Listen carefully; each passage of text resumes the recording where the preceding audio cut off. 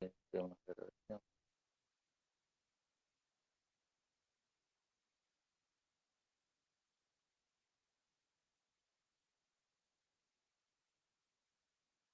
están publicadas las consignas del segundo parcial. Tienen 10 días para hacerlo. Las modalidades son las mismas que el parcial pasado.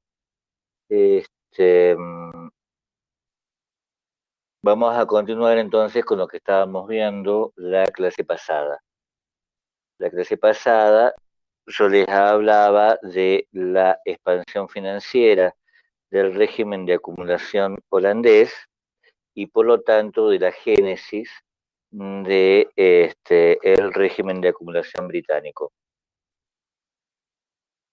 No sé si recuerdan, habíamos indicado unas características del régimen de acumulación británico. Esas características sobre todo hacían referencia al carácter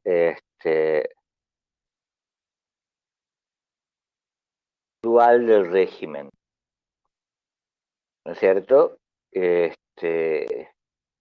Durante la expansión financiera, ¿no?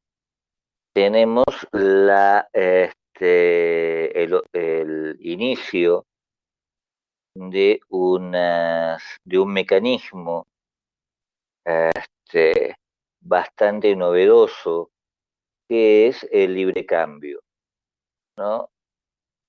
Articulado con otro mecanismo que era el típico del mercantilismo, que era el imperio, ¿no es cierto? El imperio entendido como imperio comercial y no ya como imperio medieval. Este, es sobre el primer aspecto, sobre el libre cambio y sobre las características de las agencias este, empresariales y estatales sobre los que quería volver hoy. Este,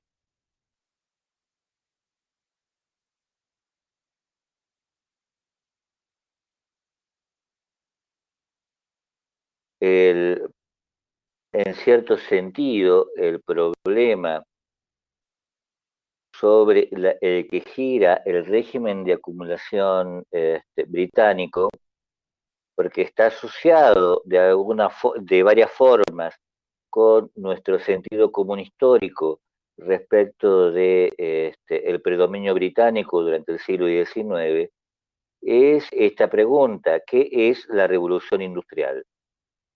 ¿No es cierto? Porque precisamente la revolución industrial entra como clave de un desarrollo que no es en absoluto contemporáneo de esta noción, porque esta noción de revolución industrial surge a fines del siglo XIX, comienzos del XX, este, y este otro desarrollo con el cual este otro desarrollo conceptual con el cual asociamos el término revolución industrial es precisamente el término desarrollo, ¿no es cierto? Durante el siglo XX, ¿sí? Vamos a estar convencidos, digamos, y esa va a ser parte del sentido común político de una gran parte del mundo, que la diferencia entre países desarrollados y subdesarrollados, diferencia que palabras que aparecen recién en la década del 50, ¿no? Están asociadas, esta diferencia está asociada a los procesos de industrialización. Y el proceso de industrialización es visto en términos evolutivos con una idea respecto de la revolución industrial. Y Inglaterra aparece como la clave de los procesos de industrialización que debieran seguir todos los países en camino, en tránsito hacia el desarrollo, ¿no es cierto? Entonces, empezamos a ver el crecimiento económico. Esto va a ser algo que se va a establecer de varias formas durante el siglo XX, pero sobre todo en su segunda mitad.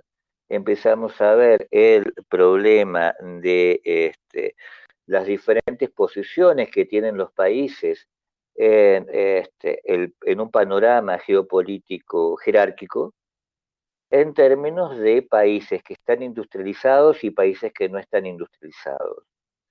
Y como les decía, ¿qué es la industrialización? La industrialización es lo que ha enseñado, ¿no?, Inglaterra al resto del mundo. Esto aparece ya en Marx, ¿no es cierto? Los países más avanzados, dice Marx, muestran al resto del mundo este, los caminos de su historia futura, algo así dice Marx, ¿no? Entonces tenemos que ver cómo se vincula la revolución industrial con el el liderazgo británico durante el siglo XIX, este, liderazgo que no es solo económico, ¿no es cierto? No se trata únicamente de una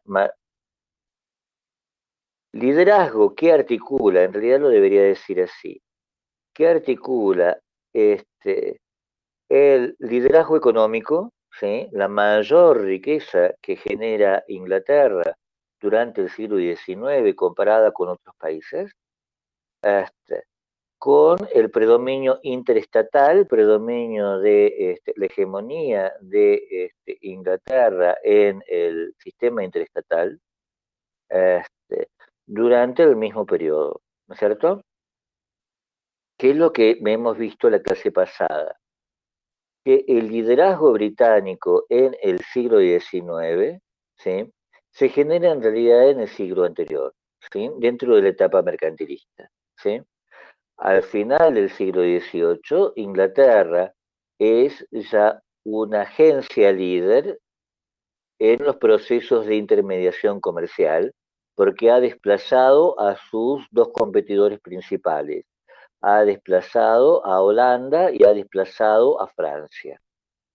Este, entonces, ya Inglaterra, antes de la revolución industrial, antes del proceso que podemos llamar revolución industrial, que yo les decía que era una noción bastante discutida durante el siglo XX, si hubo o no hubo una revolución industrial, ¿sí?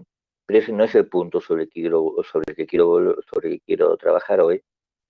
Este, el liderazgo británico es previo a la revolución industrial y tiene que ver con la lucha entre estados mercantilistas, con la victoria de Inglaterra respecto de los estados mercantilistas competidores.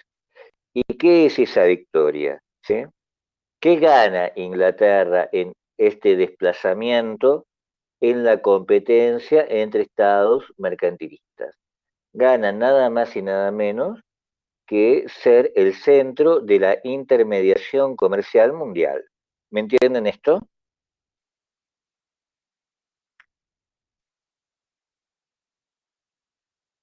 ¿Esto se entiende?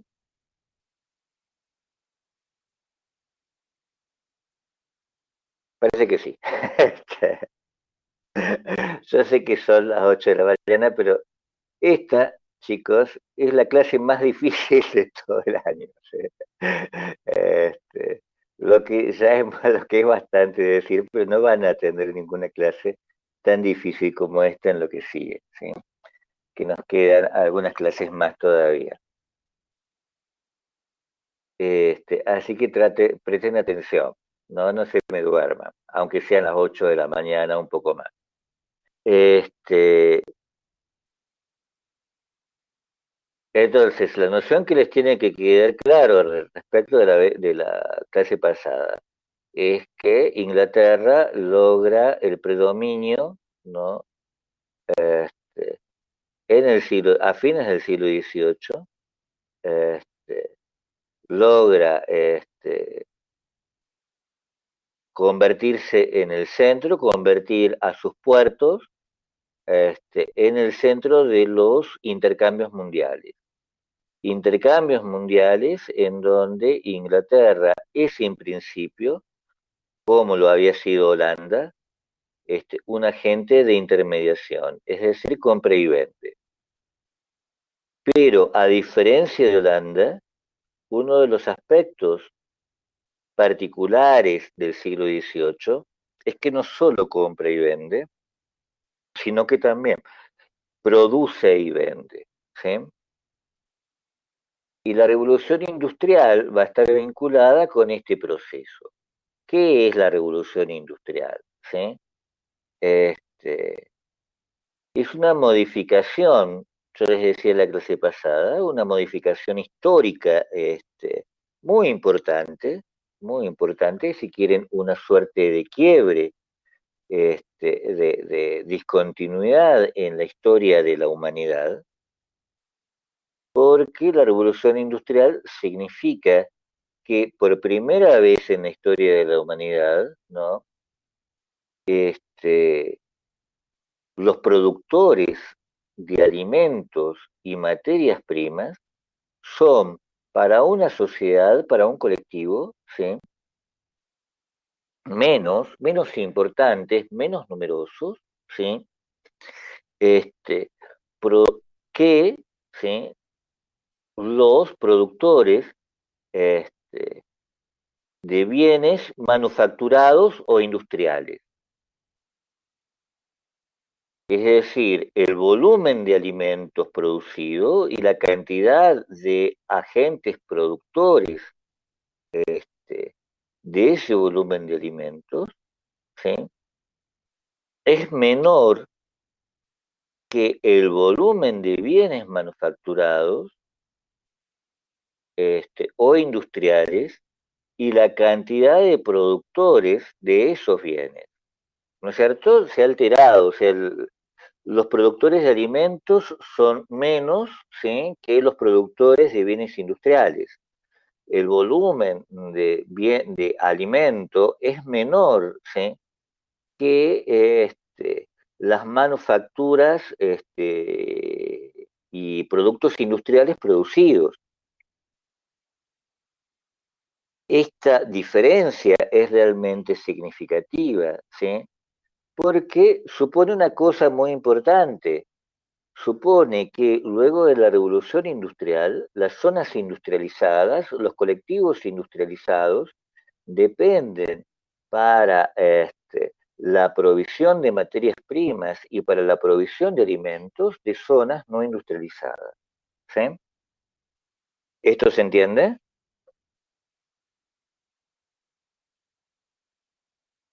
Pero esto supone a la vez, entonces, puesto que estos productores de bienes industriales deben comer, puesto que la producción de estos bienes industriales precisa de materias primas, este, supone entonces que alguien debe proveer de estos alimentos y de estas materias primas. Y supone que también no solo se trata de alguien, ¿sí? No solo se trata de otros colectivos diferentes, sino también de una relación entre estos colectivos que se han transformado en colectivos productores de alimentos y materias primas, este, una relación que une a estos colectivos productores de alimentos y materias primas con estos colectivos productores de bienes manufacturados e industriales.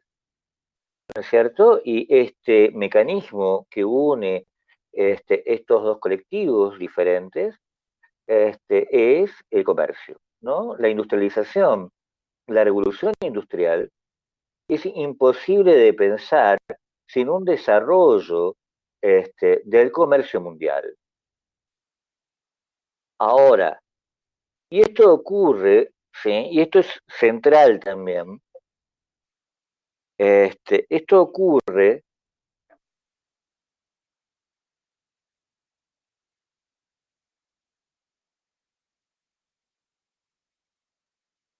A la vez, ¿sí? En el mismo momento, o mejor dicho, esta expansión del comercio mundial lleva a una convicción, ¿sí? Lleva a una convicción política, lleva a un mecanismo gubernamental, este, que supone, que piensa que cualquier intento de regular el comercio a través de aranceles, a través de restricciones comerciales de cualquier tipo, provocaría una disminución en los bienes este, de los que cualquier colectivo puede gozar para que los colectivos no industriales puedan gozar de los bienes producidos por los colectivos industriales y para que los colectivos industriales puedan gozar de los bienes producidos por los colectivos no industriales, por los bienes producidos por los de los bienes producidos por los colectivos no industriales, para que unos puedan gozar de manufacturas y productos industriales y otros puedan gozar de materias primas y alimentos, es necesario que el Estado no intervenga. ¿Eh? El comercio, ¿sí? Para proveer de bienes a todo el mundo, ¿sí? Este, debe hacer de límite a la intervención estatal.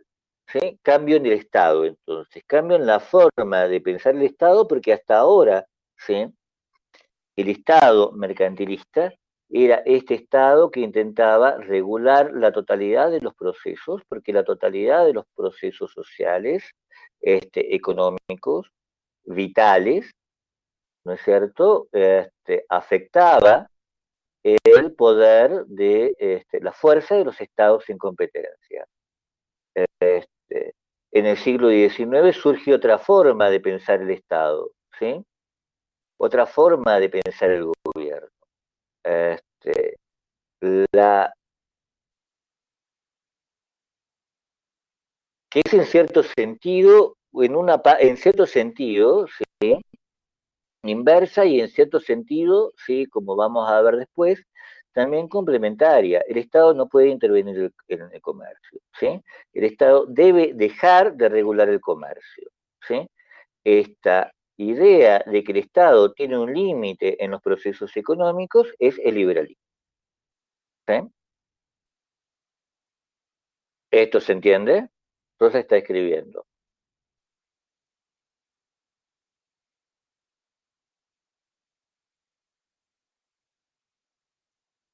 Rosa me pregunta, ¿cuáles eran esos bienes manufacturados que eran producidos en mayor volumen que los productos alimenticios y las materias primas? Todo lo que produce una manufactura son bienes textiles, ¿sí? Son herramientas, son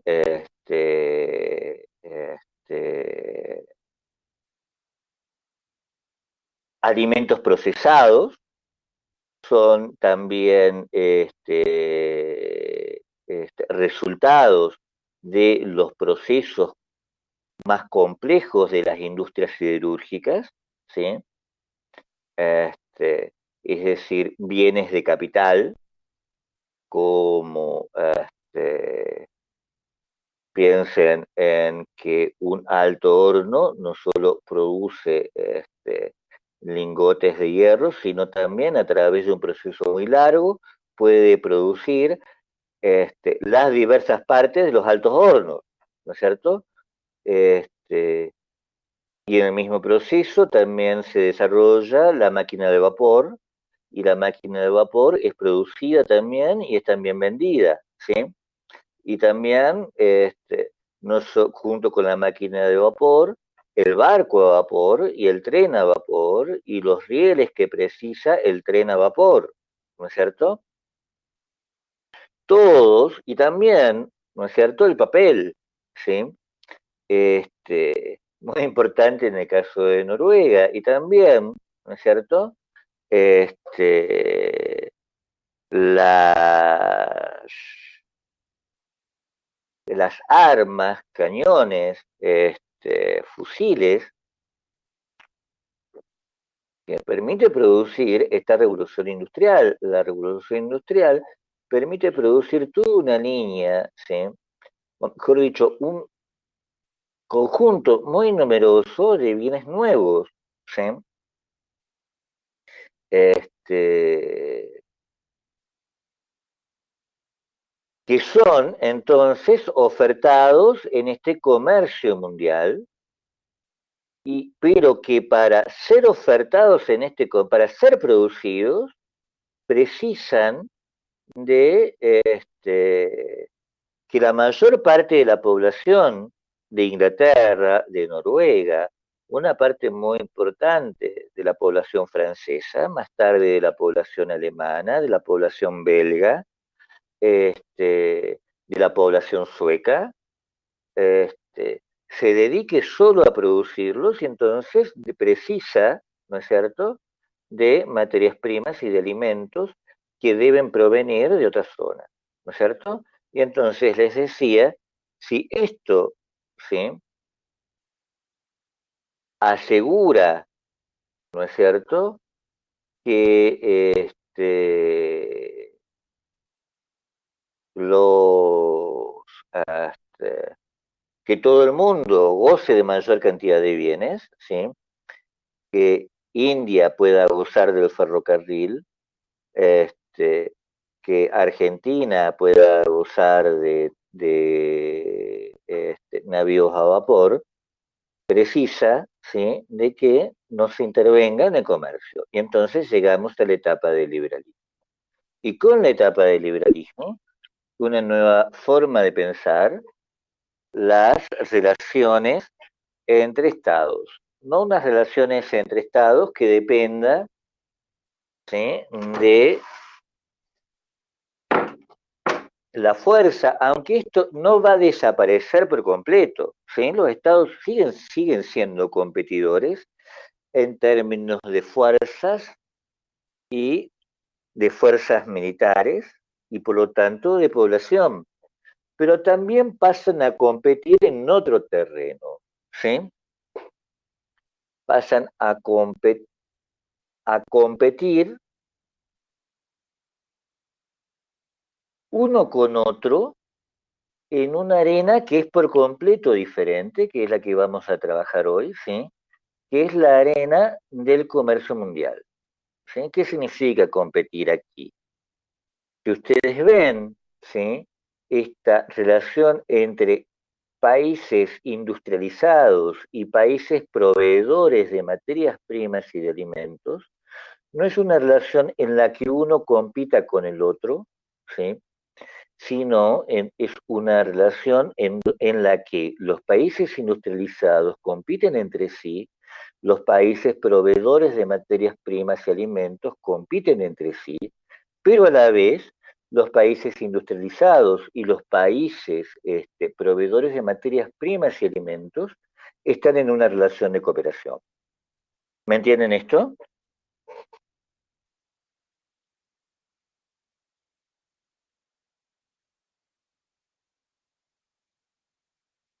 Y entonces, ¿sí?, tenemos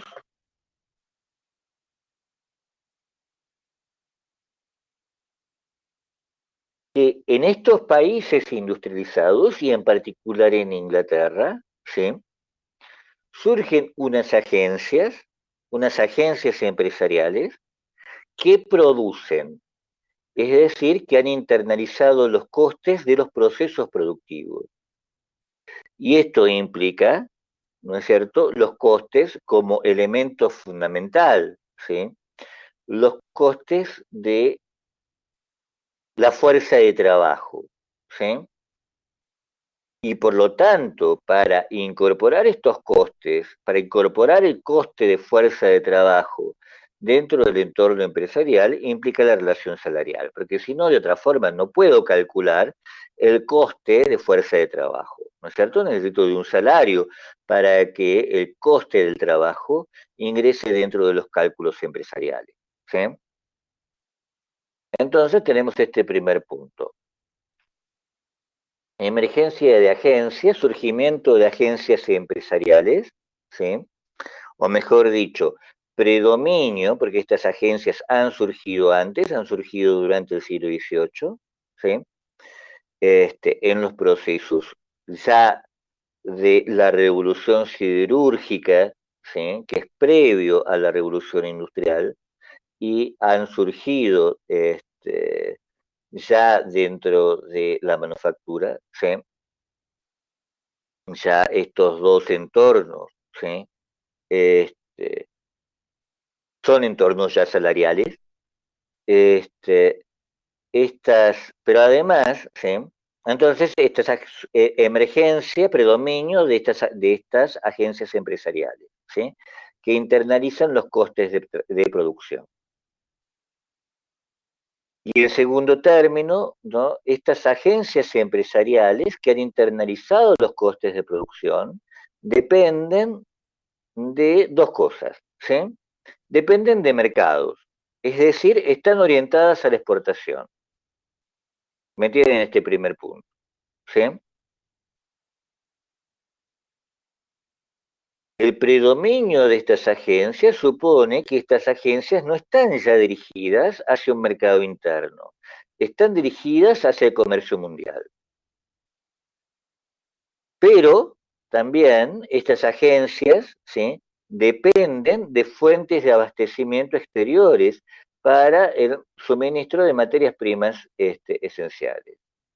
Dependen, como industrias textiles, de algodón de que alguien les provea de algodón. ¿Me entienden esto? ¿Eh?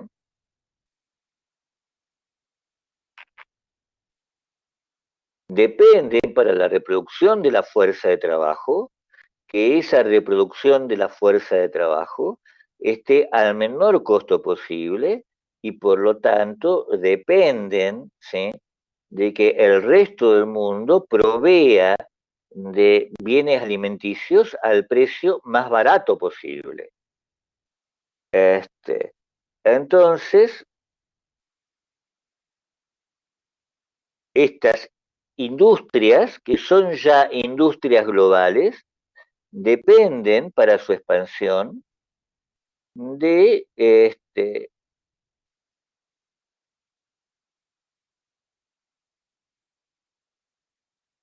la provisión más barata posible y por lo tanto de economías externas, ¿sí? De una relación con el entorno extraempresarial, ¿sí? Que sea económica y que les permita abastecerse de materias primas y una relación con el entorno, con el mundo, que les permita la venta de sus propios productos. ¿Me entienden? Entonces, estas empresas que internalizan costes de producción operan en un mercado mundial, ¿sí? Operan en un mercado mundial en el que venden y en el que compran, y del cual no pueden prescindir ni para producir, ¿sí? Porque dependen de materias primas, ¿sí? Ni para del cual no pueden prescindir, ¿sí? Tampoco en el sentido de que dependen del mercado mundial para colocar sus productos.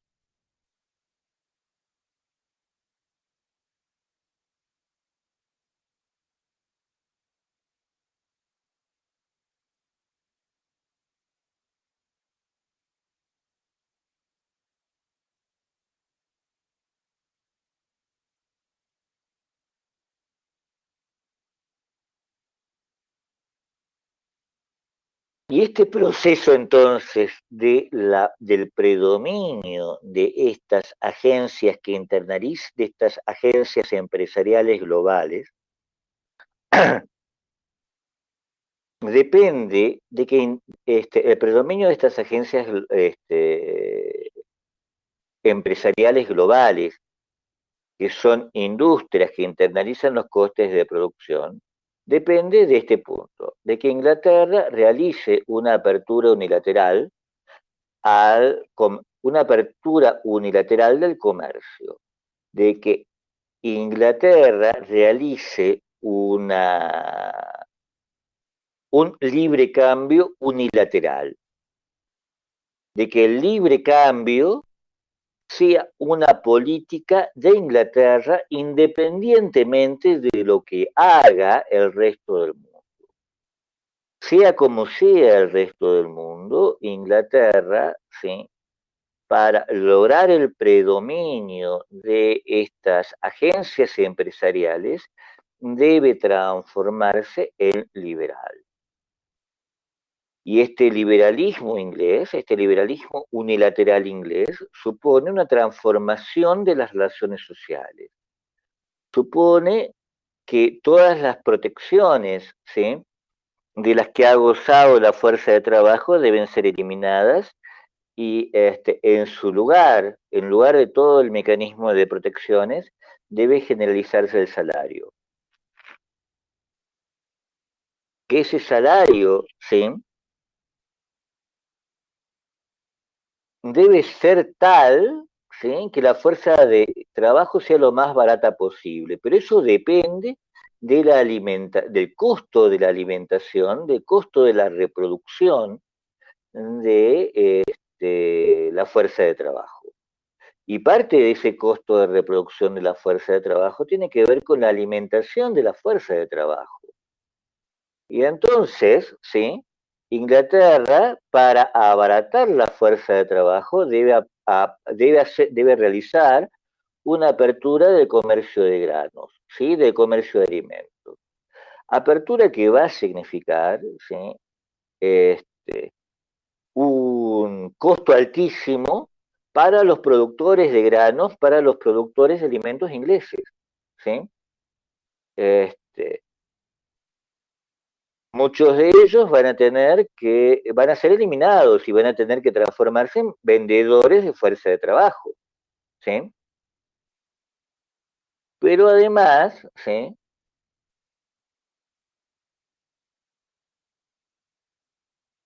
debe asegurarse de que los países oferentes de grano, ¿sí?, tengan medios de circulación suficientes como para, a su vez, comprar productos industriales.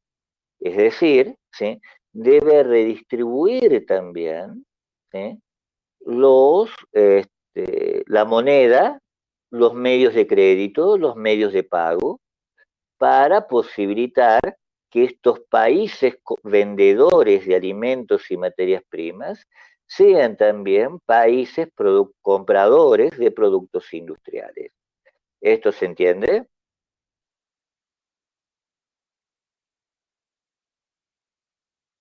Y entonces la apertura liberal de Inglaterra construye comercio mundial, ¿sí?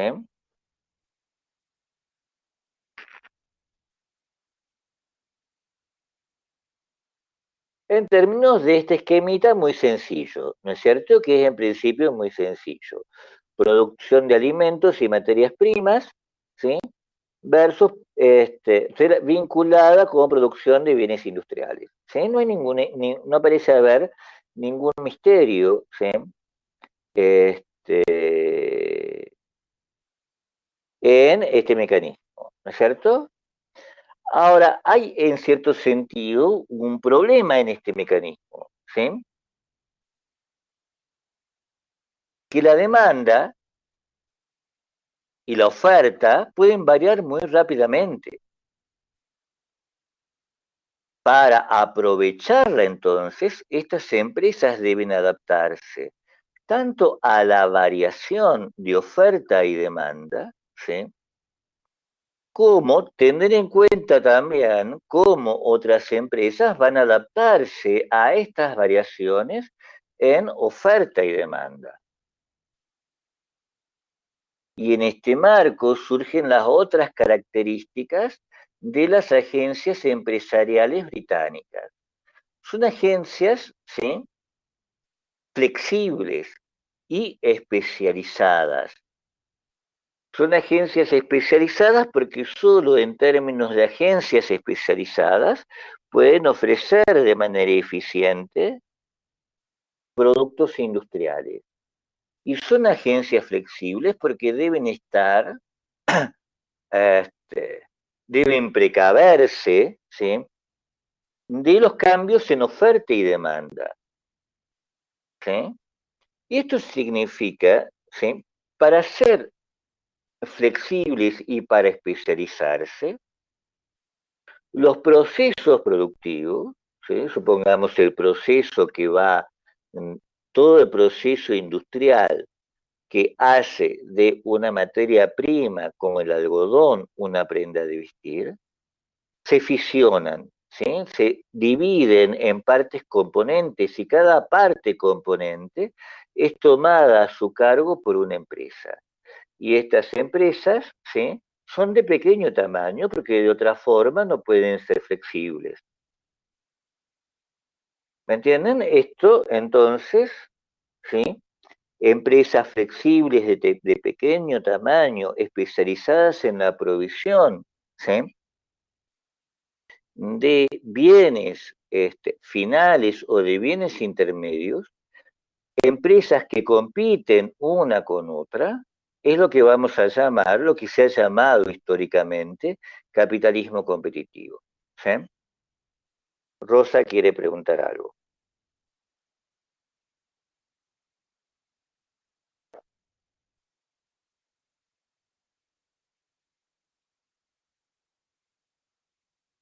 Rosa pregunta, ¿en esta provisión para los asalariados uno de estos países sería Argentina? Sí, lógicamente. ¿Sí? Argentina se vuelve un proveedor de granos y de carne, ¿no es cierto? Perdón, de granos, de carne, de cebo y de cuero, es decir, todos los componentes que resultan, todas las materias primas que resultan del faenamiento del ganado vacuno. Bien, entonces tenemos acá las características de las agencias empresariales británicas: especialización, flexibilidad, fisión, ¿sí?, pequeño tamaño, y les decía que esto va a dar lugar al capitalismo competitivo. Este sistema, ¿sí?, esta estrategia que realizan estas agencias empresariales, ¿sí?, es el capitalismo competitivo. ¿Qué es el capitalismo competitivo?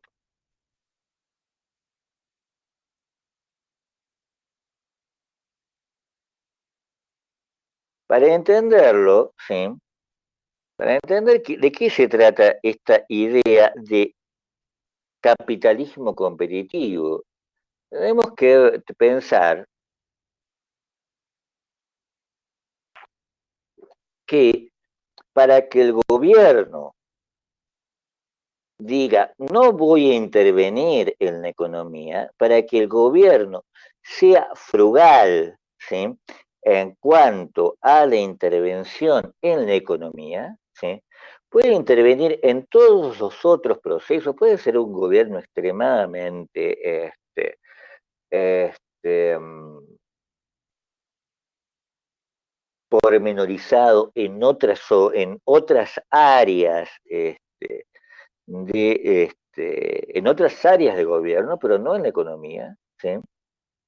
Para que el gobierno entonces sea frugal, para que el gobierno deje hacer, esta frase del laissez-fairismo, dejar hacer, dejar pasar, el intercambio debe generar un orden, ¿sí? Es decir, debemos pasar del intercambio a otra noción, más complicada, ¿sí?, que es la del mercado autorregulado, cuya primera formulación va a ser la mano invisible de Adam Smith. ¿Me entienden? saben obviamente quién es Adam Smith, ¿no es cierto? Este economista, este moralista en realidad, inglés, no debemos olvidar que, no se olviden que es Adam Smith, ¿sí?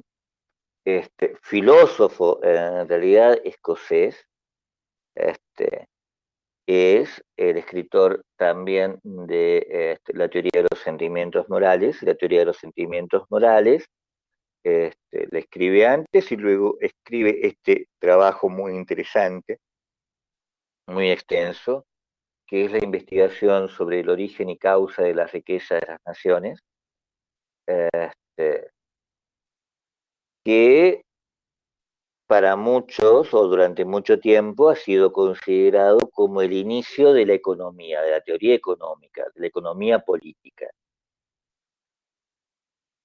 Y Adam Smith, sí, casi al pasar menciona o desarrolla una metáfora que luego va a ser importantísima en la forma en que se va a pensar el mercado. Esa metáfora es la de la mano invisible, ¿no es cierto? ¿Qué es la mano invisible de Adam Smith? ¿Sí? Dice Adam Smith, cada individuo necesariamente trabaja para lograr que el ingreso anual de la sociedad sea tan grande como se pueda. ¿Sí? De hecho, por lo general no pretende promover esto, no pretende promover el interés público, ni sabe que lo está promoviendo, ni tampoco le interesa en realidad. Este, Solo aspira a su propia ganancia. Y en esto, como en muchos otros casos, está guiado por una mano invisible para promover un fin que no era parte de su intención. ¿Sí? No siempre es lo peor para la sociedad que sea así. Al buscar su propio interés, el individuo con frecuencia promueve que el interés de la sociedad en una forma más efectiva que si realmente hubiera buscado hacerlo. Nunca he sabido que hagan mucho bien aquellos que afectaron al comercio por el bien público. De hecho, dice Smith, no es una afectación muy común entre los comerciantes y es necesario muy pocas palabras para disuadirlos de hacerlo. Entonces, ¿sí?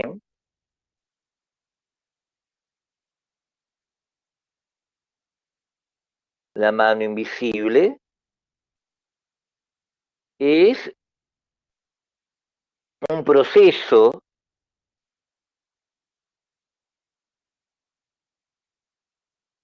que conecta la mayor riqueza de la sociedad con la satisfacción de los intereses individuales, porque la mayor riqueza de la sociedad no deriva, ¿sí?, de que los intereses individuales busquen objetivos públicos, no deriva tampoco de la acción del gobierno, ¿sí?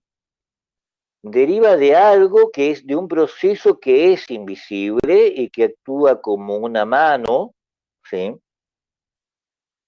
que no vemos y por lo tanto no sabemos que existe, por la cual los intereses individuales promueven la mayor riqueza. ¿Sí?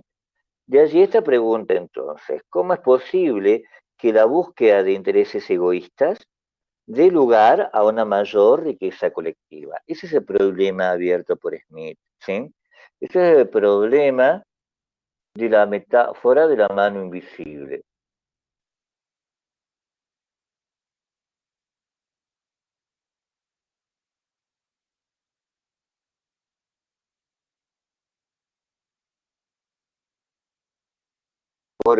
¿Y por qué necesitamos esta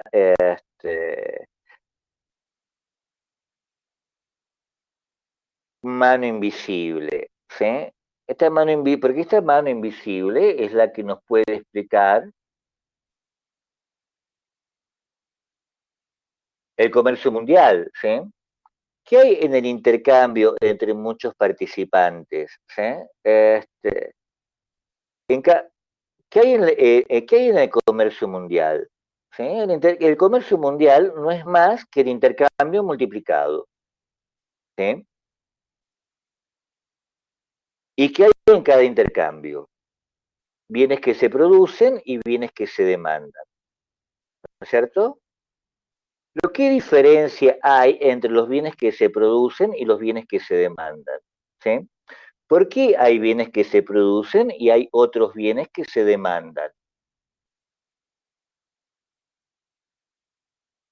Si las necesidades humanas son las mismas, ¿no es cierto? Si todos los seres humanos son iguales, ¿sí? Tienen las mismas necesidades, ¿por qué hay bienes que se producen y hay bienes que se demandan? ¿No? Vamos a decir que hay bienes que se producen y hay bienes que se demandan porque cada productor cuenta no solo con necesidades, sino también con ventajas y desventajas para producir bienes, ¿sí? Ahora, es decir, cada productor cuenta con mayores destrezas, cuenta con mayores facilidades sociales, cuenta con mayor materia prima, cuenta con mayores conocimientos, por ejemplo, ¿sí? Que hacen de ventajas o cuenta con menores conocimientos, con menor destreza, con menos cantidad de materias primas, y entonces también cuenta con desventajas, ¿sí? Ahora, cada productor sabe sus ventajas, sabe de esas ventajas y desventajas, sabe de sus propias ventajas y desventajas. Solo puede saber, ¿sí? Las ventajas y desventajas ajenas cuando va al mercado, porque esas ventajas y desventajas se expresan finalmente en precios, ¿no es cierto? Entonces, sí, el problema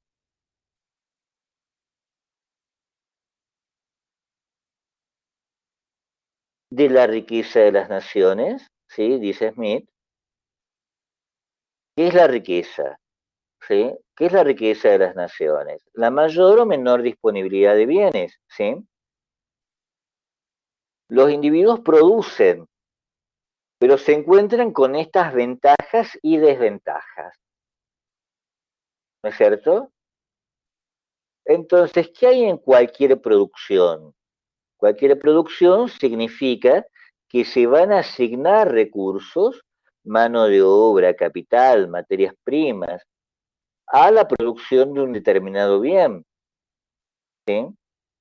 Y esos recursos, en tanto sean abundantes o sean escasos, van a traducirse en precios,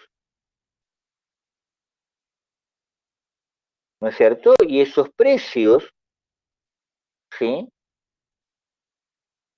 Se establecen en un entorno donde otras empresas, con sus propios recursos, van a producir bienes semejantes, ¿no es cierto? Y entonces esos precios van a estar en competencia uno con otro. ¿Y cuál va a ser el resultado de esa competencia? La asignación de recursos, ¿sí? Una, una nueva asignación de recursos o mantener la asignación de recursos que ya estaba. Entonces, algunas empresas se van a especializar. Otras que no han podido vender lo que producían, ¿sí? Lo que habían producido, van a tener que cambiar de actividad, van a tener que cambiar de productos y van a entonces cambiar la asignación de recursos, ¿no es cierto? Entonces, ¿sí? El mercado, a través del mecanismo de precios, asigna recursos de manera eficiente en el colectivo. Es posible, ¿sí? O es inevitable que algunos salgan perjudicados, pero el resultado final, ¿sí? Es positivo para la sociedad, porque finalmente la sociedad, ¿no es cierto?, va a tener una asignación de recursos tan eficiente que le va a permitir comerciar con aquello que tiene en mayor abundancia. ¿Me entienden esto? Este es el punto. Esto es lo que se tienen que esforzar por entender. Preguntas sobre esto.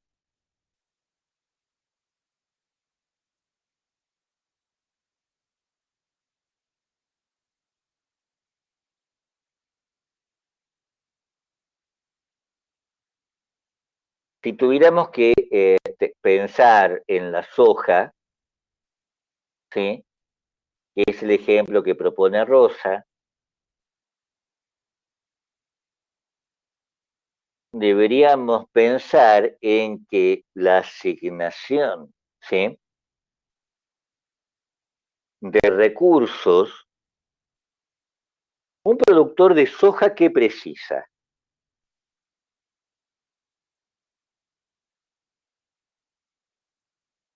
¿Qué precisa? Es una pregunta.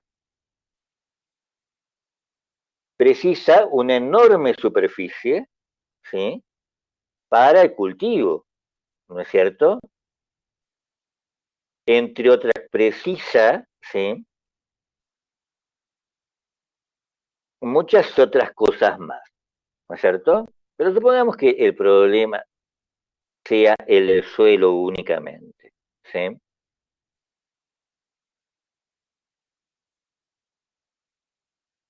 Si ese suelo es barato y ese suelo es fértil, entonces va a poder producir mucha soja a un precio muy bajo, tal que la competencia, ¿sí?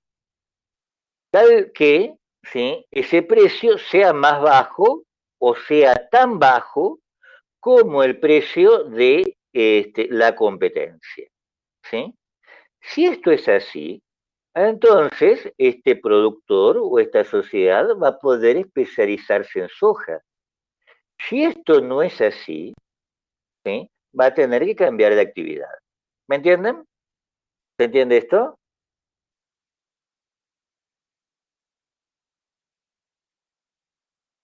Entonces, el problema de la riqueza de las naciones, ¿sí?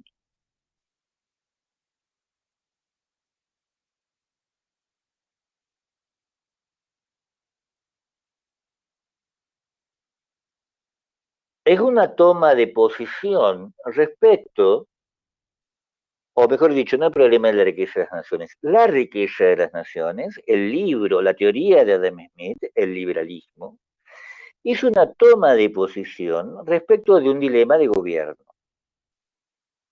¿Sí? ¿A un gobierno le conviene ser autosuficiente o le conviene participar en el libre cambio?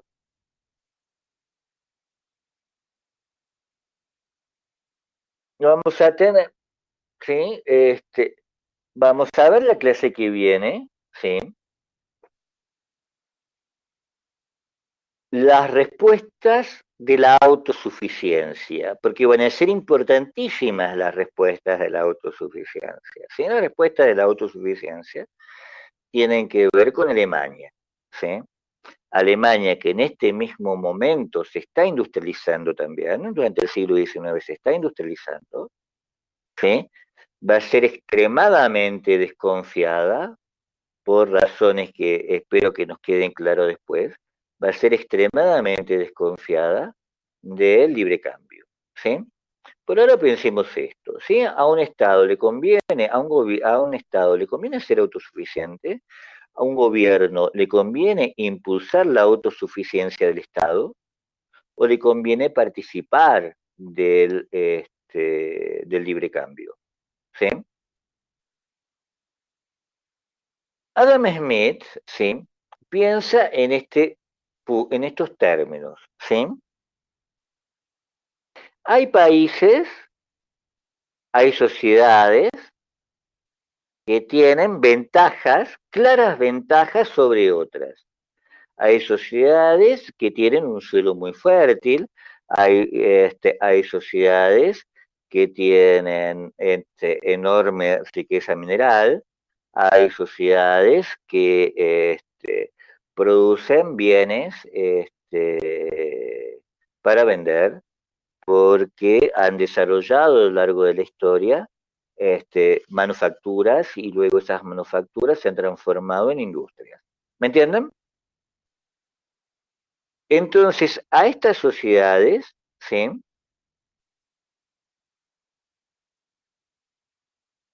Si estas sociedades, ¿sí? Que una sociedad que tiene una abundancia de riqueza mineral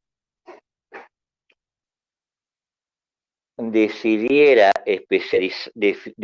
ser autosuficiente, tendría,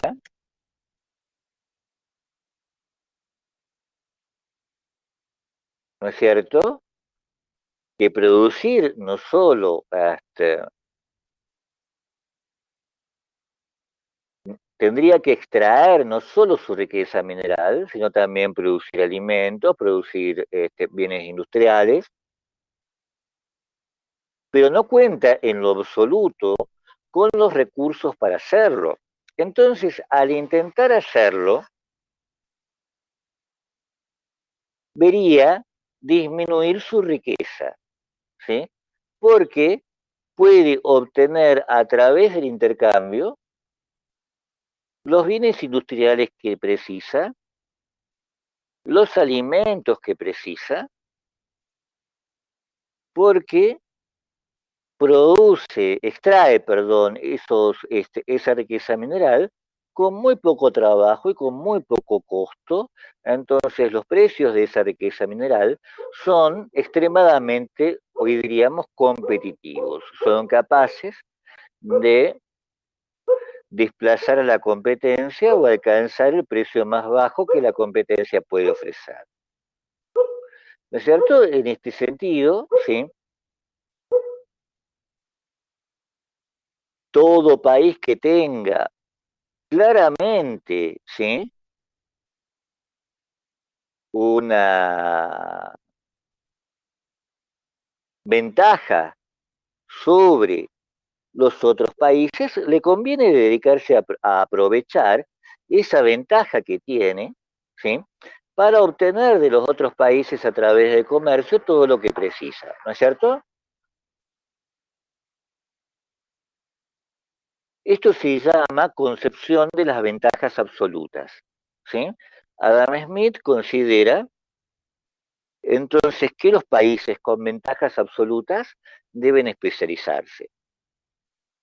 Pero tenemos otra posibilidad, ¿sí? ¿Qué sucedería con aquellos países que no tienen ninguna ventaja absoluta? Que no son claramente superiores en la producción de ningún bien, en la extracción de ninguna riqueza mineral, en el aprovechamiento, ¿sí?, de ninguna... Hola, ¿me escuchan? ¿Se escucha?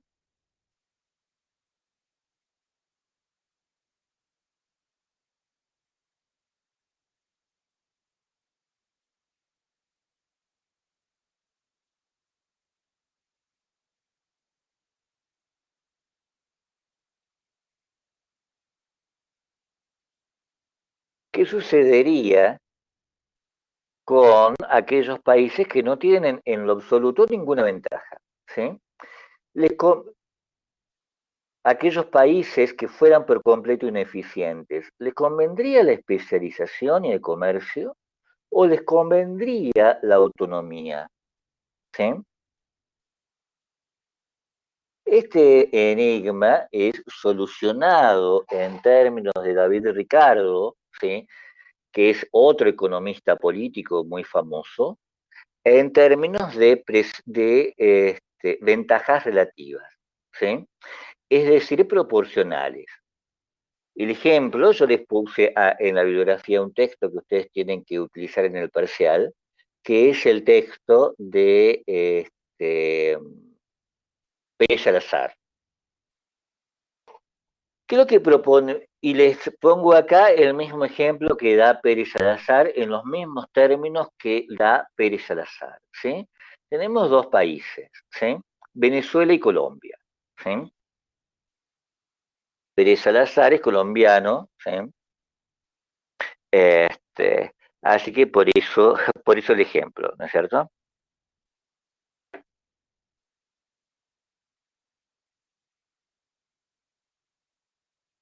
Y tenemos solo dos bienes, ¿sí?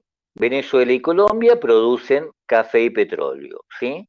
Venezuela lo produce siempre, lo produce a menor precio, a menores costos y por lo tanto a menores precios, ¿sí? Y Colombia, ¿sí? Lo produce a mayor precio, tiene mayores costos y por lo tanto lo produce a mayor precio.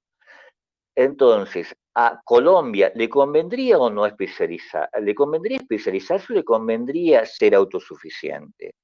En términos de ventajas relativas, ¿sí? Tendríamos que ver las proporciones, los precios relativos respecto de café y el petróleo y café, ¿sí? ¿Cuántas, cuál es la relación entre café y petróleo y entre petróleo y café en Venezuela y Colombia, ¿sí? Y entonces podemos ver que no obstante Colombia sea más ineficiente, es relativamente más eficiente en algo, ¿no es cierto? El café es relativamente más barato en Colombia y el petróleo es relativamente más barato en Venezuela. ¿Entienden el ejemplo?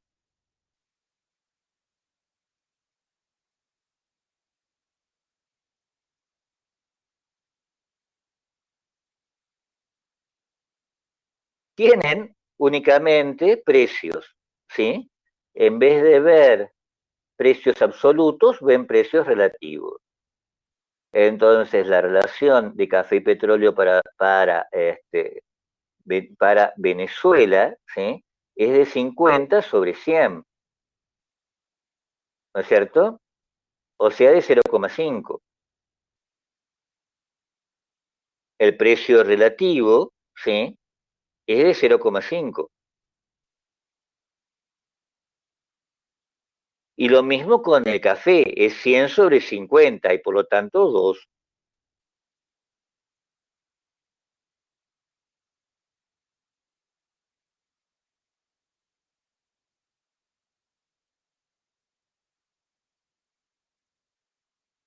¿Me entienden?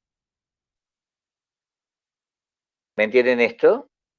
Y lo mismo con Colombia, ¿sí? El precio relativo café-petróleo es 0,33, o sea, 100 sobre 300.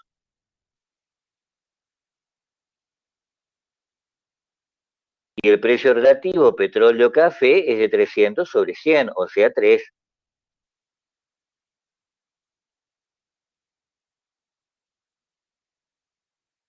No hay ningún enigma matemático en esto, sino estamos viendo únicamente proporciones.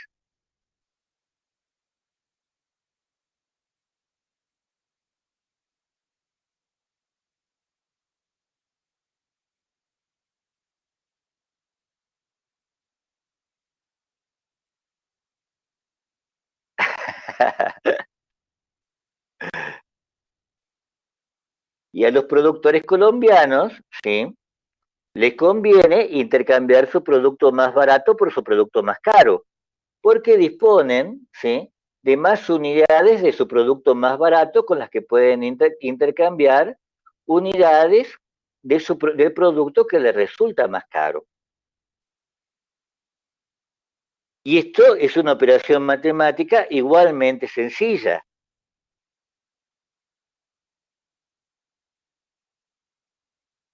¿no es cierto? Porque si Colombia fuera autosuficiente, ¿no es cierto? Podría producir 4 unidades de café, ¿sí? 2 unidades de petróleo, con los correspondientes precios unitarios, ¿no es cierto? De 100 y de 300, ¿sí? Y entonces el ingreso nacional, es decir, la totalidad del producto, sería de 1000.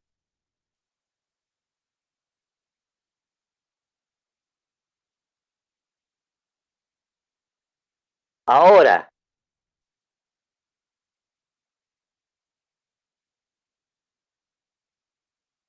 ¿qué pasa si Colombia se especializa? ¿Sí?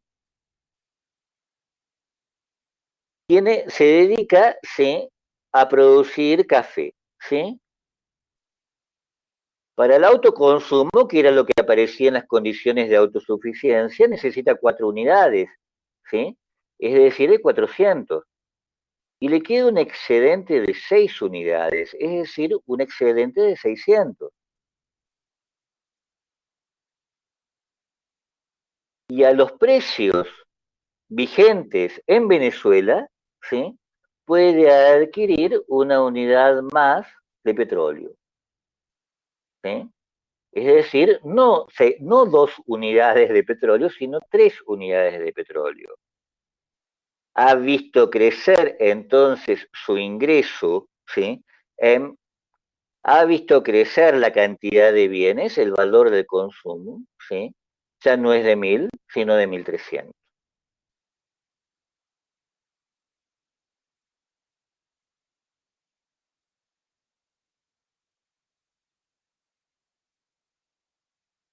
Y entonces todo resulta, ¿sí?, como si como si los efectos fueran similares al desarrollo tecnológico.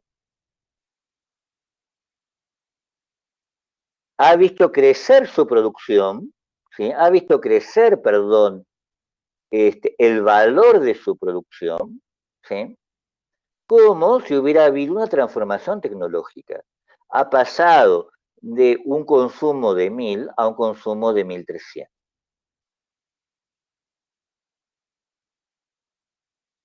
¿Me entienden esto?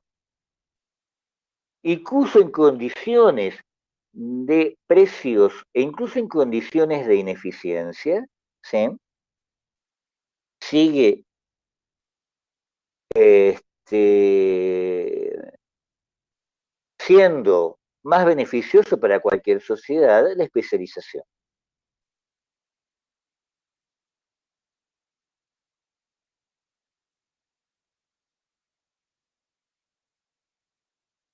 Pero ¿cómo hacer, no es cierto?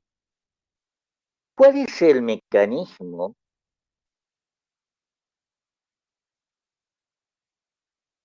por el cual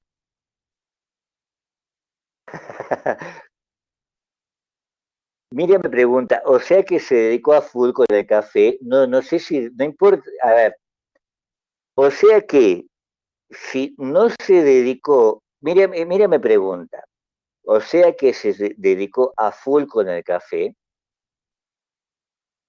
no lo sabemos. ¿Qué es lo que sabemos? Que si optó por la autosuficiencia,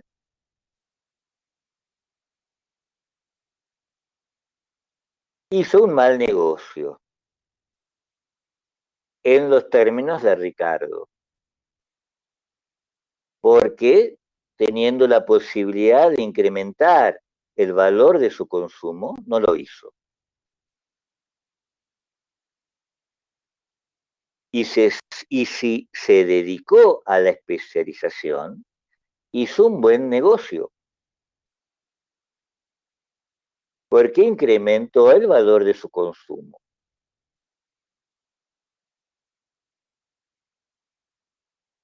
¿Me entienden esto?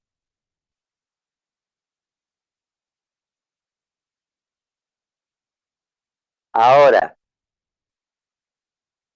pero realmente, ¿qué ocurrió? ¿Cuál fue el mecanismo, ¿sí?, que asegura este resultado? ¿Cuál es el mecanismo que asegura este resultado por el cual este, el,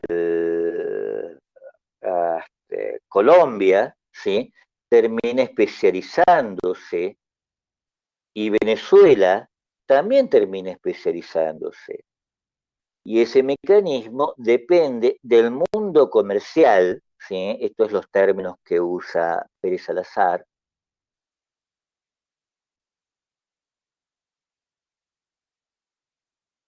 que está vigente en las relaciones entre estos dos países.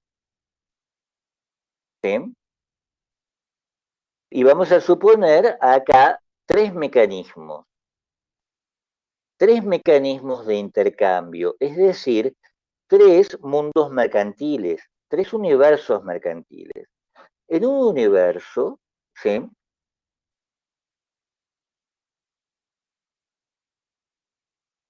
El comercio se desarrolla por trueque. En otro universo, el comercio se desarrolla en términos de una moneda única.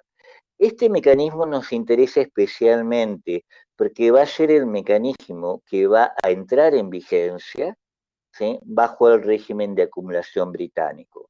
Vamos a ver en qué sentido vamos a hablar de una moneda única, ¿sí? Y este mecanismo también nos interesa, es el mundo de las monedas nacionales, ¿sí?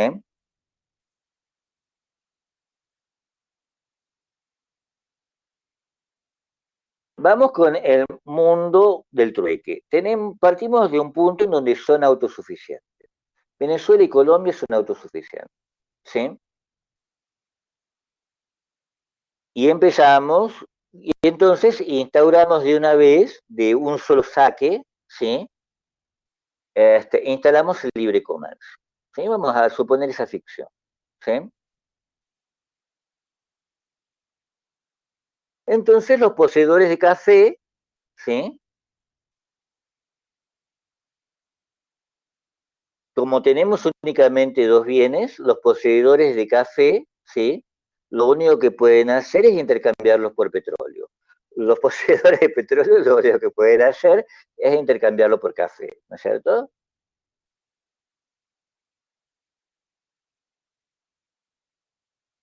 ¿Me entienden esto?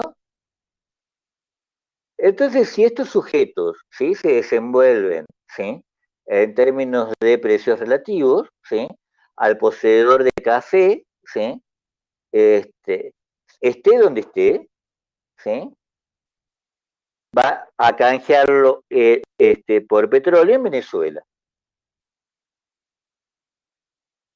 Y al poseedor de petróleo, esté donde esté, ¿sí?, va a intercambiarlo por café en Colombia.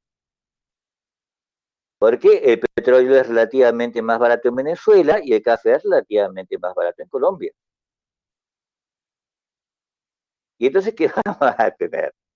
¿No es cierto? Vamos a tener algo muy interesante, vamos a tener que el café, ¿sí?, se va todo a Venezuela y el petróleo se va todo a Colombia. Y eso significa que hay abundancia de café, ¿sí?, y escasez de petróleo en Venezuela. Y lo contrario pasa en Colombia. ¿Me entienden esto?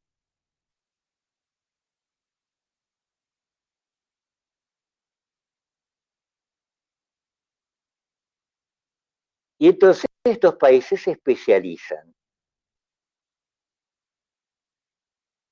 ¿Me entienden esto? Pina me pregunta si eso sucede hasta ahora. Una de las dificultades que tienen ustedes, que vamos a tener para que ustedes entiendan, que vamos a tener todos para entender lo que sucede ahora, es que pensamos que ahora sucede esto y ahora no sucede para nada esto, ¿no? Esto puede ser un modelo de lo que sucedía en el siglo XIX. Ahora, las cosas no suceden en términos de países especializados, porque ahora tenemos otro actor, ¿sí? Otro actor muy complejo. No tenemos empresas localizadas pequeñas que intercambian con otras empresas localizadas pequeñas. Tenemos transnacionales. Y la existencia de transnacionales, ¿sí?, modifica, ¿sí?, aunque nos neguemos a entender que este panorama se modifica por completo. ¿Me entienden?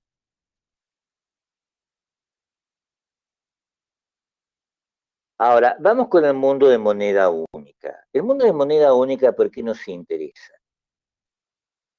Porque fíjense ustedes que para que el libre cambio funcione, ¿sí? Una forma de hacerlo es acordando una sola unidad monetaria en la cual vamos a pagar todo. Esa sola unidad monetaria, ¿sí? Bajo el régimen de acumulación británico, va a ser el oro. No porque se intercambie oro, ¿sí? Sino porque todas las monedas van a ser convertibles en oro.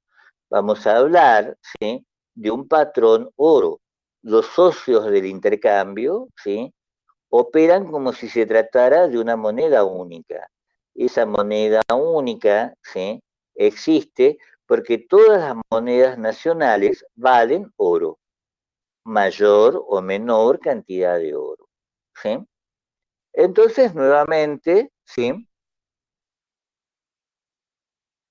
Vamos a hablar de un tiempo cero. Un tiempo cero en donde hay autosuficiencia. Y nuevamente vamos a colocar el libre cambio de un solo saque. ¿Sí? Ahora, fíjense lo que pasa. ¿Sí? En Venezuela está todo más barato.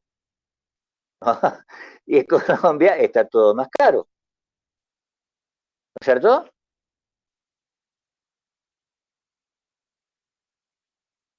Entonces, ¿qué van a hacer? ¿Sí? En términos de moneda.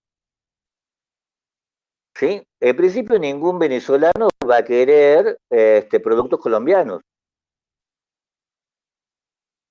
Y los colombianos van a querer comprar todo, es decir, todo lo que pueden comprar acá, que es petróleo y café en Venezuela. ¿No es cierto?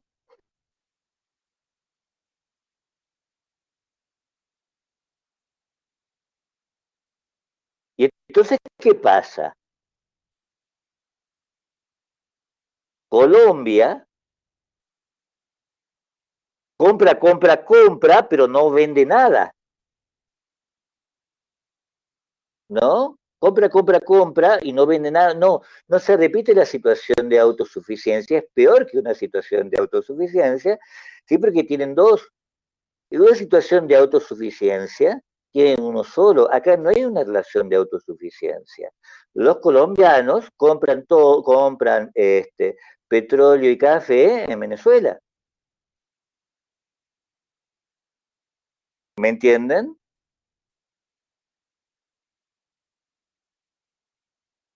Entonces, ¿qué pasa con la moneda? Supongamos oro acá.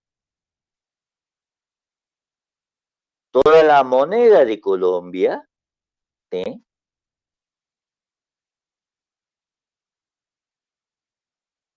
Pasa a Venezuela. ¿Me entienden esto?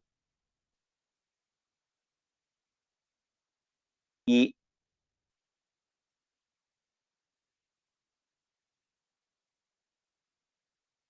Miriam no entiende, entonces, porque para comprar, los colombianos para comprar los productos venezolanos compran con moneda colombiana, es decir, compran con el oro colombiano.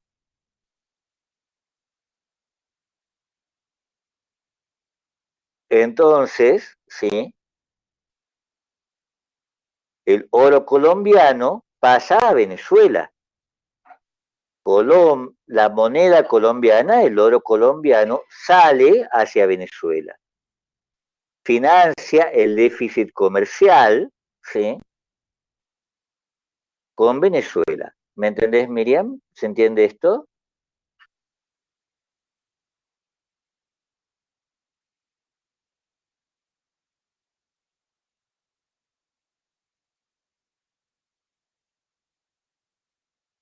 Y Colombia entonces queda con muy poca moneda.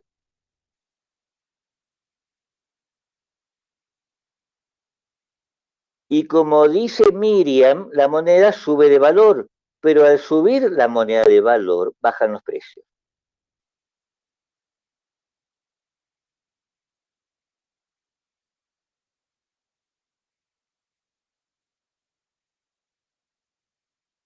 No, bajan en Colombia. Bajan en Colombia porque como hay poco circulante, ¿sí? Como hay poca moneda, ¿sí? Los precios caen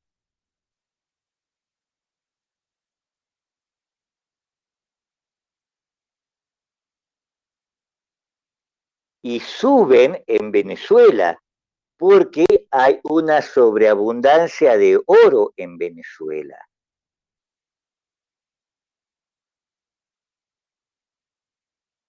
No, Miriam me pregunta, ¿eso sería mejor para los colombianos? En este momento están los dos fritos, porque ¿sí? Los precios han caído en Venezuela y han subido los precios han caído en Colombia y han subido en Venezuela, ¿sí? Y entonces vamos a tener el movimiento contrario. ¿Me entienden esto?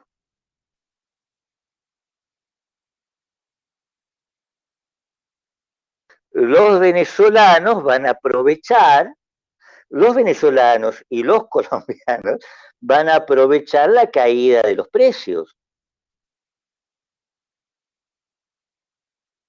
y van a comprar ahora en Colombia, donde las cosas están más baratas.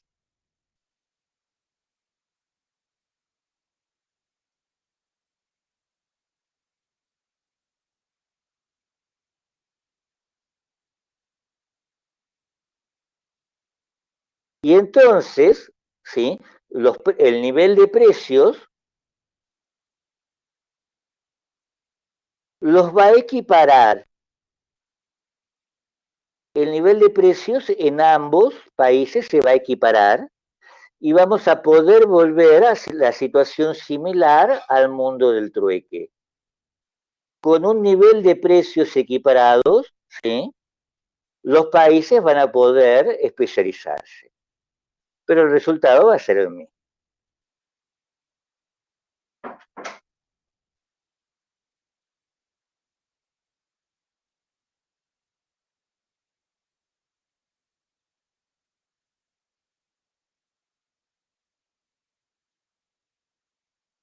Y acá el nivel de precios, ¿sí?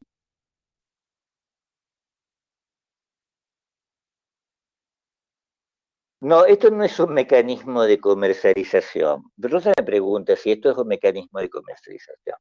No, esto no es un mecanismo de comercialización, ¿sí? Es el funcionamiento de las ventajas comparativas relativas en un mundo de moneda única. Un mecanismo de comercialización es algo muchísimo más complejo en teoría de la comercialización, ¿no? Incluso cuando uno lo ve en comercio exterior.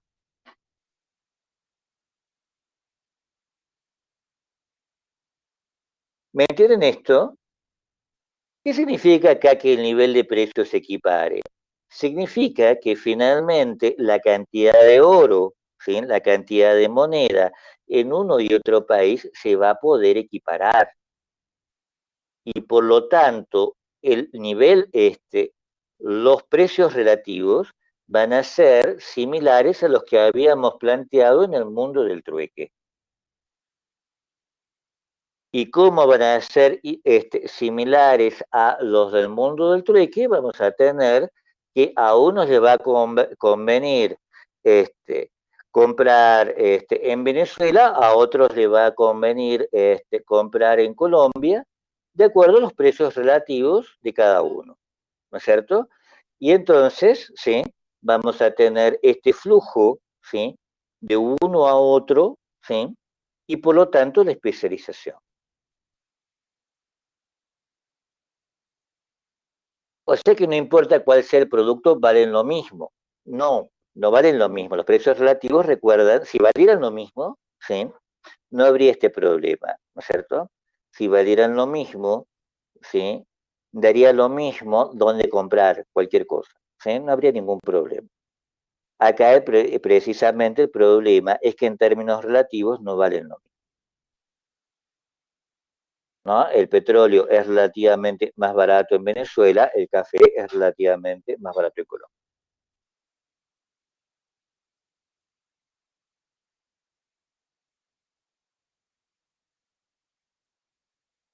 Y vamos con el mundo de monedas nacionales, ¿sí? Vamos a tener una situación similar, ¿sí? A esta, ¿sí? Pero con monedas nacionales, ¿sí? El tener monedas nacionales va a significar que los colombianos van a querer moneda venezolana para hacer lo que hacían en el mundo anterior, es decir, para comprar para comprar todos los productos en Venezuela, ¿no es cierto? Van a querer, ¿cómo se llama la moneda venezolana? Bolívar, ¿sí? ¿Cómo se llama la moneda colombiana? No me acuerdo cómo se llama la moneda colombiana. Este,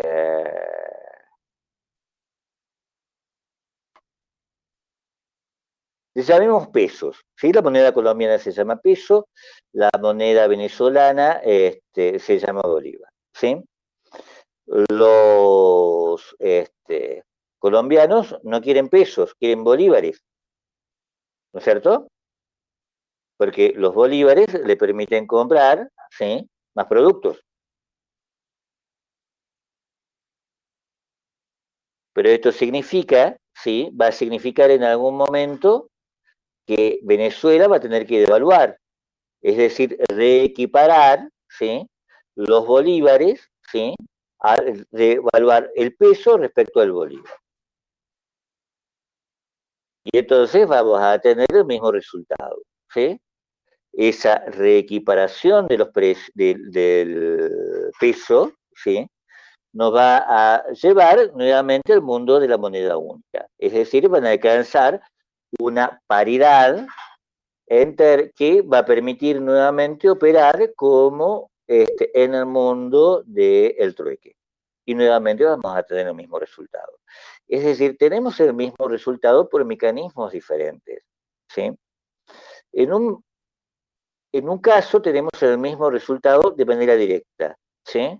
Solo por el trueque. En otro caso, el mecanismo que asegura el resultado es el flujo del oro. Y en el tercer caso, el mecanismo que asegura el resultado es el libre cambio y la especialización, perdón, la especialización en un sistema de libre cambio, ¿sí? En el último caso, el mecanismo de la especialización en el libre cambio es la devaluación monetaria, ¿sí? Esas son las reglas monetarias del mercado, ¿me entienden? Que aseguran el libre comercio, porque el libre comercio opera por trueque u opera de acuerdo con una regla monetaria. Pero debe haber algún mecanismo que permita el intercambio, el trueque o la moneda, ¿sí? La moneda única o la moneda nacional. Pero no puede haber mecanismo de libre cambio sin este mecanismo que diga, ¿sí? Que no se especifique cómo, ¿sí? Va a ser el intercambio. Y ese mecanismo, ven ustedes, ¿sí? Opera de manera automática. El mismo proceso de intercambio lleva a los reajustes necesarios, ¿sí? Para que sea recomendable la especialización. Ahora, estos sucesivos reajustes, ¿me entienden esto?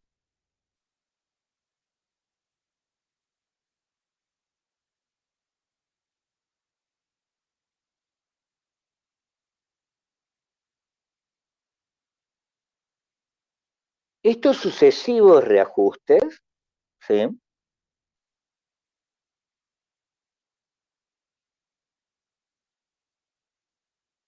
Fíjense que en el mundo de la moneda nacional, Colombia tuvo una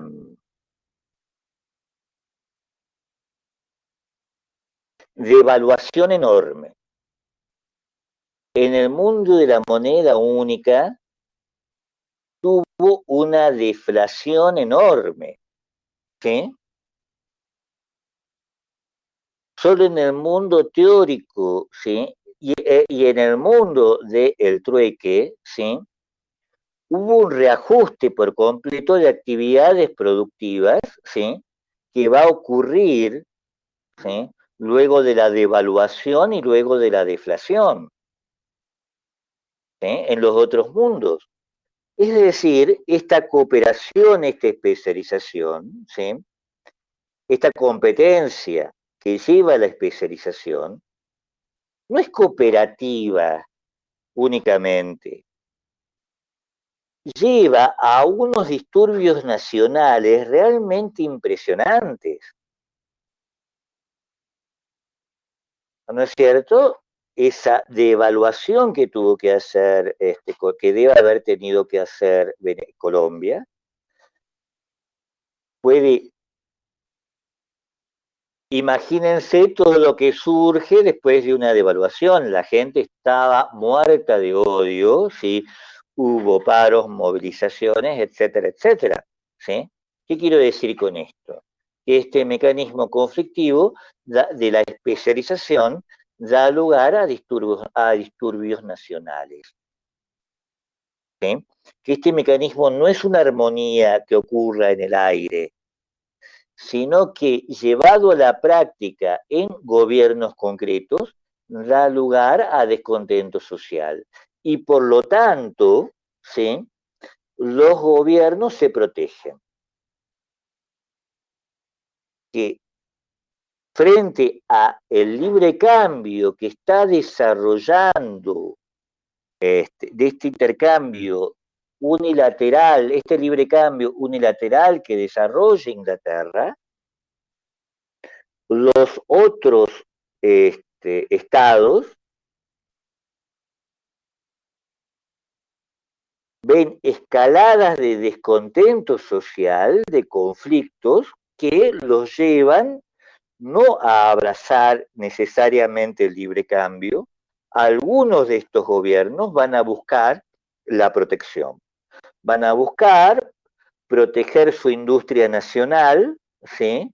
A través de aranceles. Van a buscar esquivar las consecuencias del flujo monetario en términos de devaluaciones, ¿sí? Competitivas. Es decir, situar políticamente mejor sus productos, ¿sí? Devaluando, ¿sí? Con lo cual hacen trampa, ¿no es cierto? Es Inglaterra el que abraza unilateralmente este intercambio, este libre cambio.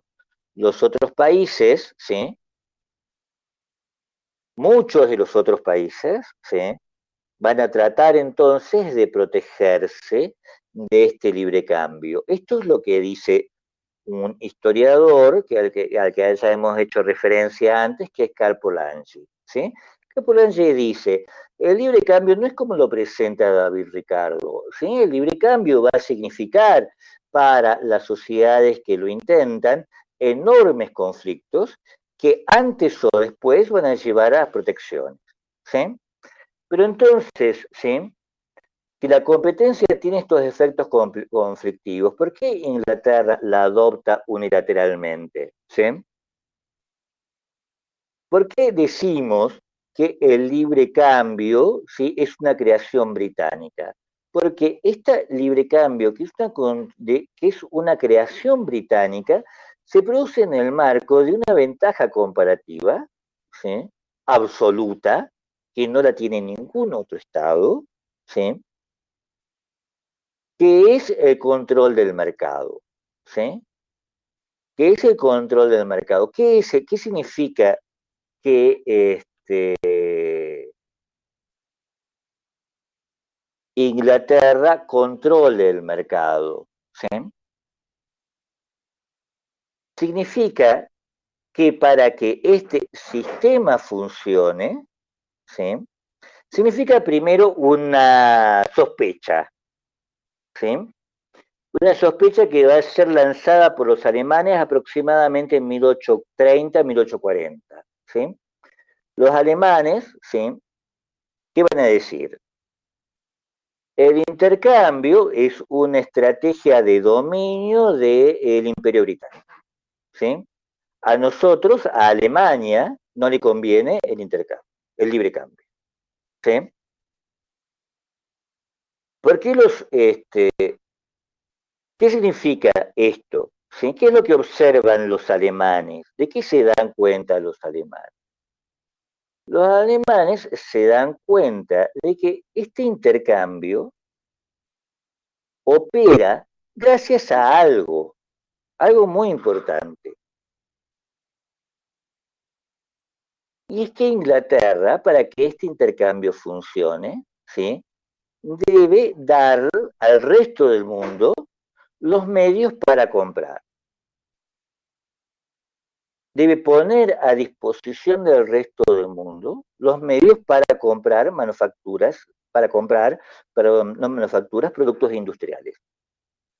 Es decir, debe dar préstamos, ¿no es cierto?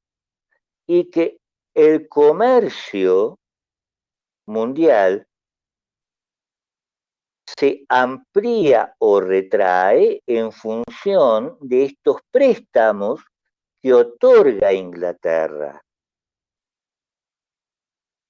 ¿Sí? Estos préstamos que otorga Inglaterra son los que permiten comprar al resto del mundo. A veces estos préstamos, ¿sí? Son muy grandes. Perdón, a veces estos préstamos son muy abundantes. Otras veces estos préstamos son muy restringidos.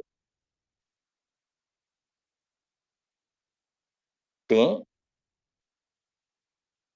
¿Cuándo estos préstamos son abundantes y cuándo estos préstamos son restringidos? ¿Sí?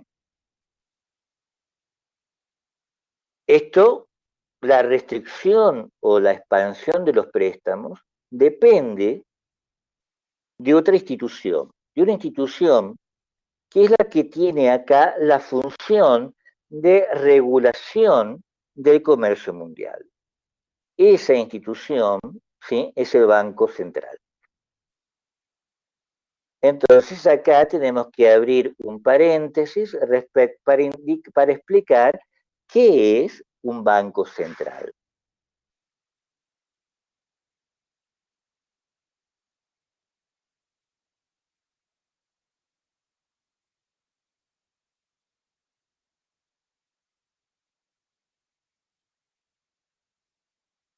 El Banco Central, ¿sí?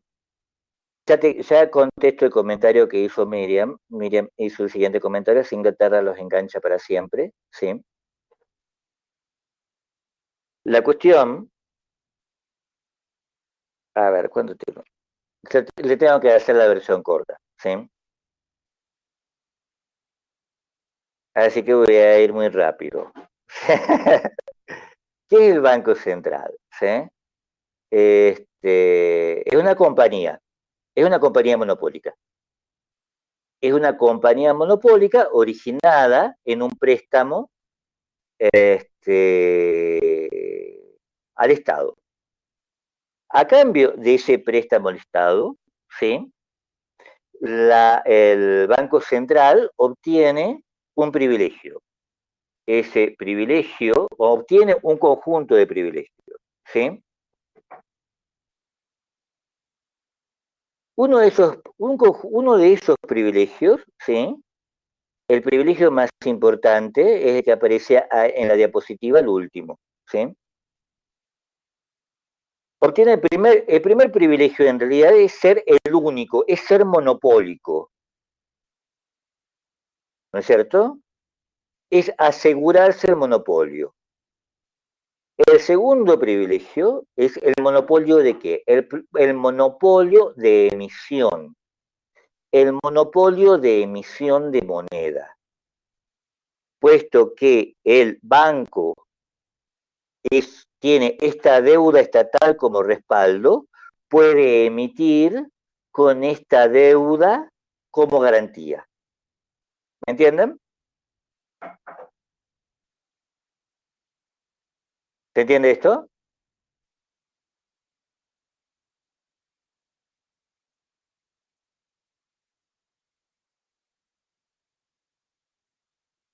Ahora,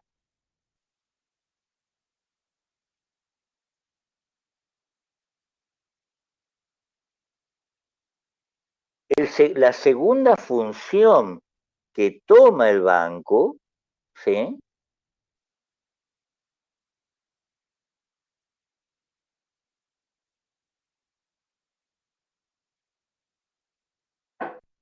Es la de decidir el volumen de crédito. ¿Cuánto crédito se puede emitir y cuánto crédito pueden generar los bancos provinciales? ¿Me entienden? Puesto que los bancos provinciales no pueden funcionar sin el respaldo del Banco de Inglaterra, el Banco de Inglaterra establece la cantidad de crédito. ¿Me entienden esto?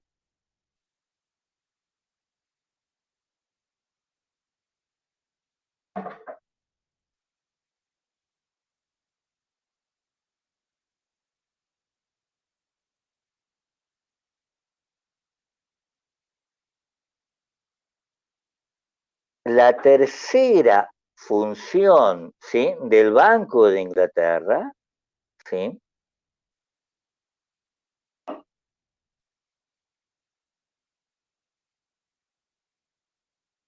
el respaldo de cualquier crédito, ¿sí?, es una reserva que equivale a un depósito en el banco, ¿sí? No tendría mucho sentido decir, ¿sí?, cuál es acá, porque es una tasa precisamente variable, ¿no es cierto?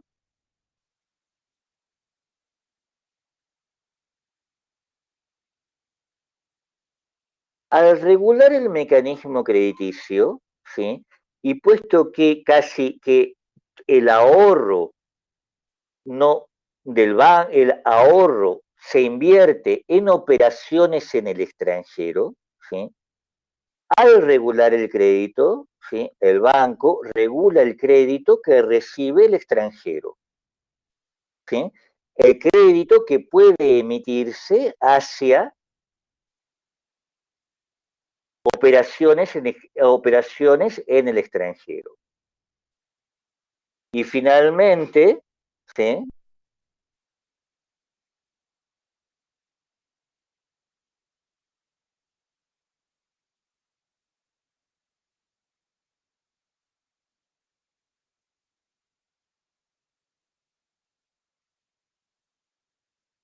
el banco va a tomar una última función, ¿sí?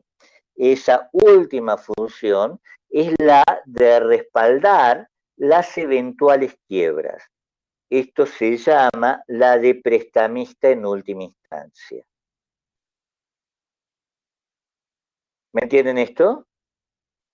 Entonces, el banco monopoliza la deuda estatal, monopoliza la emisión, regula el crédito nacional, en función de esa regulación del crédito nacional, regula el crédito mundial y finalmente, puesto que todo crédito es riesgoso, ¿sí?, regula, ¿sí?, perdón, garantiza, respalda el crédito asumido por la totalidad del sistema financiero. Es el último prestamista del sistema financiero. ¿Me entienden esto?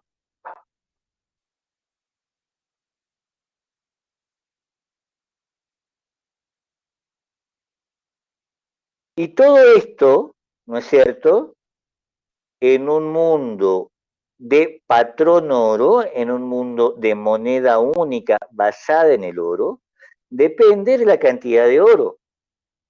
Si el oro es escaso, se contrae la emisión y se contrae el crédito.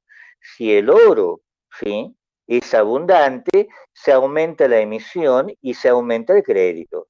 ¿Me entienden? Entonces, el Banco Central, ¿sí?, de Inglaterra tiene dos oficinas, ¿sí?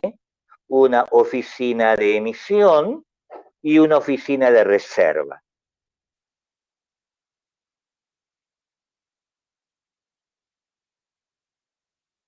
Ahora, ¿qué es lo específico? Que pueda actuar, porque a Inglaterra no le resulta traumático estos movimientos, ¿sí?, y puede dar crédito y restringir crédito, porque tiene una cámara de compensación que garantiza los créditos emitidos. ¿Me entienden? Tiene un respaldo, imagínense una suerte de colchón de aire, pero este no es un colchón una suerte de colchón de aire que evite las caídas. Solo que este colchón de aire no está formado por aire, está formado por oro. Por el oro que extrae, ¿sí?, Inglaterra del imperio. Entonces, la función de prestamista en última instancia depende de que Inglaterra sea el imperio mundial y como tal cuente, ¿sí?, con el oro que extrae de su zona tributaria y que respalda todas sus operaciones financieras. ¿Me entienden? Y entonces estas transformaciones que son catastróficas en cualquier otro colectivo, en Inglaterra están reguladas, morigeradas, ¿cómo se diría? Atenuadas, ¿no es cierto?, por la existencia de los tributos imperiales y sobre todo, ¿sí?, del tributo imperial que obtiene Inglaterra de su zona, de la joya del imperio británico, que es la India, ¿no es cierto? Porque la India, que ya es, ¿sí?, la población más numerosa del mundo, significa también la cantidad de tributarios más numerosa del mundo. ¿Me entienden esto? Bien, y entonces ahí terminamos, ¿sí? La clase que viene, no tengo tiempo ya de dar un repaso de esto, ¿sí? Así que le voy a explicar, voy a retomar únicamente, no de todo esto, ¿sí?, vieron que la explicación es muy larga, así que voy a retomar únicamente los elementos fundamentales de esto, este, y ya quiero dar régimen de acumulación estadounidense. Bien, entonces, listo chicos, muy buena semana, los espero en consulta el lunes. Dale, Gonzalo. Rosa me pregunta si el segundo parcial tiene recuperatorio. Obviamente, Rosa, todos los parciales tienen recuperatorio.